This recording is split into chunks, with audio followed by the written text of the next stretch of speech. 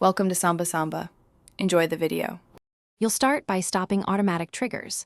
Open Chrome settings and go to On Startup. Make sure it isn't set to open specific pages. Next, close Chrome and right-click your desktop and taskbar shortcuts. Choose Properties and check the Target field.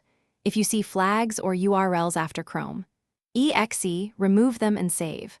Once done, open Task Manager and check Startup tab. Disable Chrome if it's enabled. These steps cut the common initiation paths, so Chrome no longer launches by itself. Now you'll dig into hidden launchers.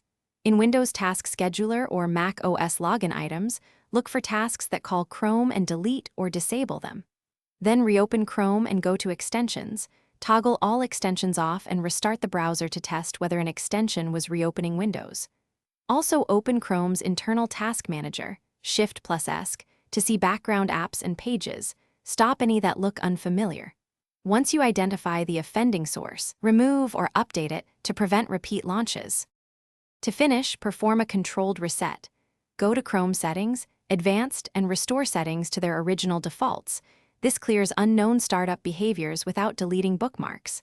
After the reset, run a full malware scan because some programs force browser launches.